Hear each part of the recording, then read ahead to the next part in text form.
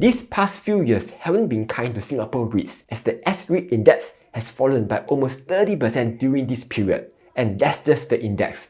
If we look at individual names like Livermore's, Prime US REITs or Manulife US REITs, they've basically jibaboom and crashed 18 levels underground, as if they are just some meme cryptos that Trump had just launched. But given that we are currently in a high interest rate environment, and there's a possibility that the Fed might raise rates further due to Trump policies reigniting inflation, are REITs even worth investing now? Let's find out in this video. But before I start, do join my 10,000 members Telegram chat group to discuss or ask any questions that you may have. So I'm sure by now, you know that the reason as to why REITs have been performing so poorly over these past few years is because of high interest rates. Like when you put the S-REIT index and the US federal funds rate side by side, or in this case, top and bottom, you can see that back in 2016-2017, when rates were practically zero, REITs have been doing really well. But as the Fed started to raise interest rates fast and furious in 2022, that's when REITs started to go down and down.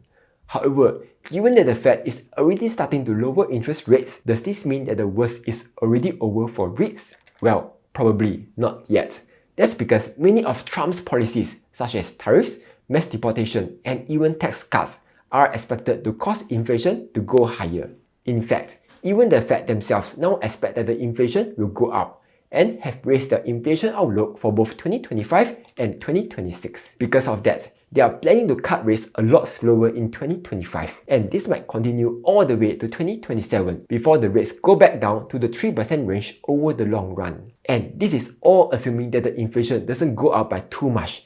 If it does, the Fed will be raising rates all over again, just like the good old days. Now, if you compare the S-REIT index against the 10-year US Treasury yield, you can see that the performance of the S-REIT index is inversely correlated to the 10-year yield. Like in May 2024, many months before the Fed had even announced any rate cuts, the 10-year yield has already started to fall.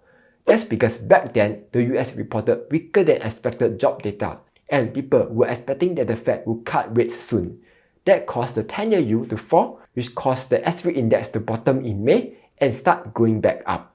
Then in October, when it was becoming apparent that Trump might win, investors be like, panic ah! That caused the 10-year yield to go back up, which caused the S-REIT index to start going back down. Which brings us to the question, are REITs even investable in this high interest rate environment? Like sure, back then when interest rates were near zero, REITs were performing well. But now, it seems like the good old days of REITs are already long gone, right? Well, yes, but no.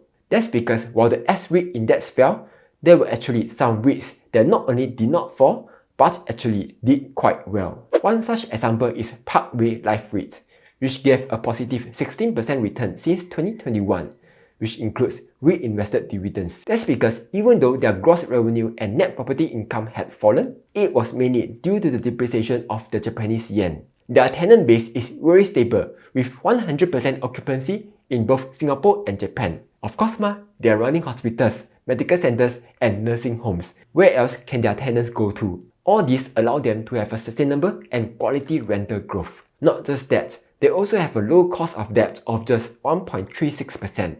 Because of all these reasons, they were able to consistently raise dividends despite the high interest rate environment. Another example is CapitaLand Integrated Commercial Trust, which is up by 9% since 2021, including dividends reinvested. While that doesn't seem fantastic, if you look at their financials, it's an entirely different story altogether. They were able to raise their net property income by 5.4% year over year, maintain a high portfolio occupancy of 96%, while having an extremely strong rental reversion of around 9 to 11%.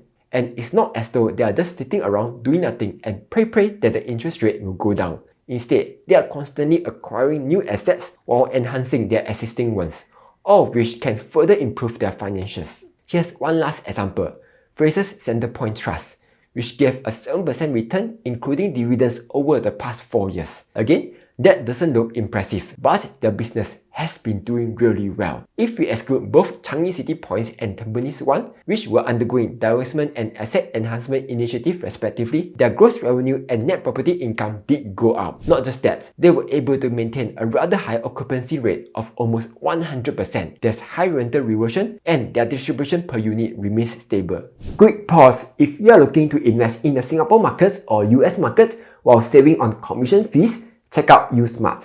Since its founding in Hong Kong in 2018, USmart has grown into a trusted global brokerage platform backed by Chow Tai Fook Holding. In celebration of USmart's 7th anniversary, USmart is introducing their zero-cost regular savings plan. This allows you to dollar-cost average into eligible US and Singapore stocks and ETFs with zero commission, zero platform fees, zero custodian fees, and zero exchange fees, giving you a smarter way to invest.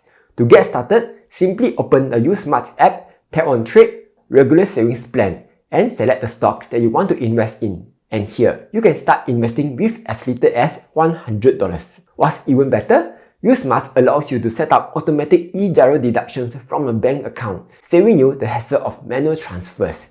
You can choose your preferred investment frequency from every trading day to every month. As part of their 7th anniversary celebration, new users who sign up with USmart now will receive up to $202 worth of welcome gifts, including Tesla share vouchers, cash vouchers, and free US and Singapore markets live pricing when you fulfill the terms and conditions. If you are interested, sign up to USmart using the link down below and take advantage of this exclusive offer. Let's get back to the video. So, it's not as though every REIT has performed badly. Some REITs are just more resilient than others. In these reports by Deloitte and Reuters, we can see that REITs that focus on certain sectors have been more affected as compared to REITs that focus on other sectors. The worst performing REITs are those that focus mainly on office space.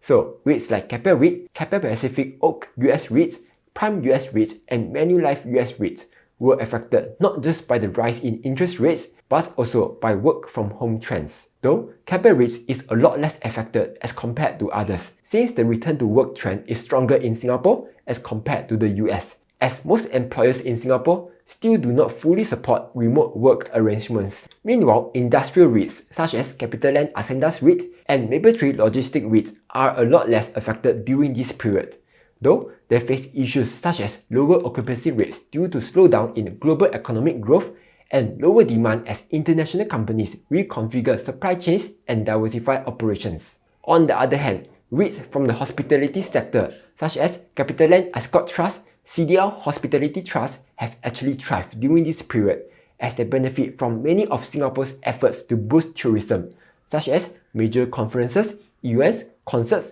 and tourist attractions. So even though the high interest rates are generally bad for REITs, some REITs are just better than others, whether it's because of the sector that they are in or because their managers are a lot better at managing them as compared to some managers who just outright suck. Whatever the case, we can all agree that REITs in general are definitely undervalued now. Like if you look at the price to book ratio, represented by this green line here, it is now trading at way below their 10-year average and is very close to their bottom. Will it go lower? Of course it can.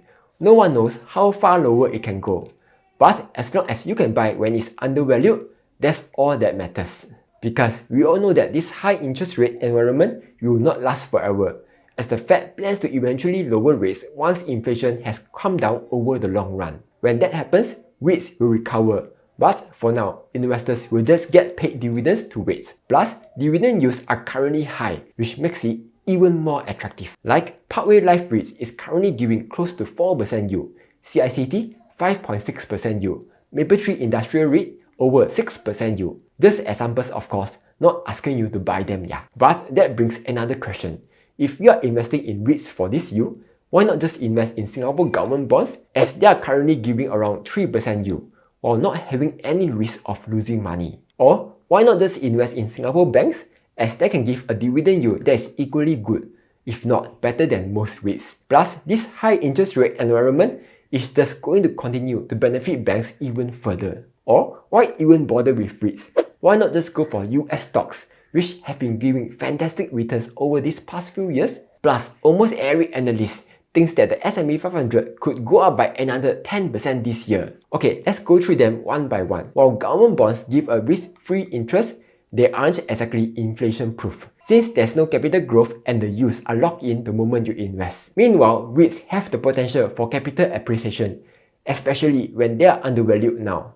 Not just that, those that have high-quality assets can actually hedge against inflation, since real estate prices usually go up together with inflation. As for banks, they are definitely a little overvalued now. And while this doesn't mean that they will crash, the risk to rewards ratio may now be worse when compared to REITs, which are undervalued and have a tailwind of lower interest rates coming in the future. Likewise, while US stocks can continue to do well, their prices have already run far ahead of valuations. Again, while this will not definitely cause a crash, the risk to reward is not as attractive as compared to REITs. In short, if you're looking to invest in REITs for the passive dividend income, given that they are currently undervalued, now is definitely a good time to start accumulating. Will they go down even more?